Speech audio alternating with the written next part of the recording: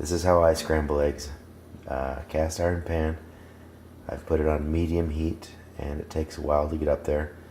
While it's coming up to heat, I've got my bowl with deep edges and I've got 4 fresh large eggs. So I've got my eggs cracked, and before I go much further, I'm going to add a little bit of cream here. For 4 eggs, I add about as much cream as the size of one of the yolks. And that might be a little much.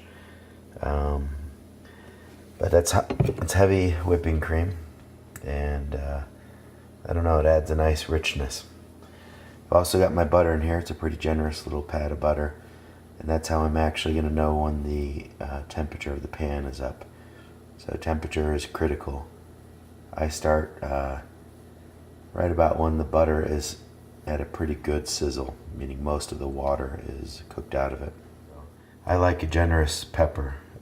You've got to use kind of a coarse ground pepper, or it will just incorporate into your eggs and they'll turn gray and kind of sludgy. So my butter is kind of starting to spread out, but we're not quite ready yet. Okay, you see my eggs have been fully blended here, just using a fork. Pepper's fully incorporated. Starting to get a little bit of sizzle. You can see the milk solids kind of separating. This is what, this is time. You need to be able to get that side of the pan oiled as well so it doesn't stick as it crawls up the side with heat. I'm just going to add these guys in. Yeah, you should hear just a little bit of a sizzle when these go down.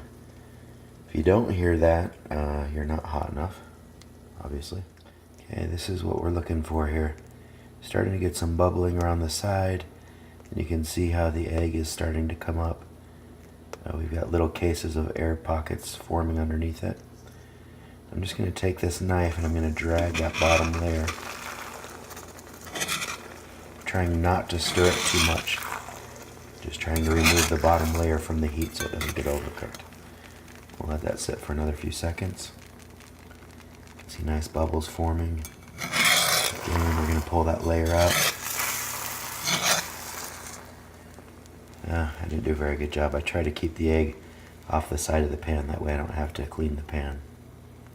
But we're just about done here. I know it might not look like it, but the cast iron carries quite a bit of heat, and we don't want to overcook these.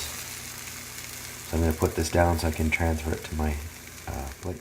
Well, what you missed when I had to set down the camera was me salting them or quickly before giving them one last flip. They should be glistening but not wet, and you've got some nice folds with fluffy egg and some butter between the layers, and that's how I like my eggs. Worst thing you could possibly do is overcook them. So take them out sooner than you think and enjoy some eggs.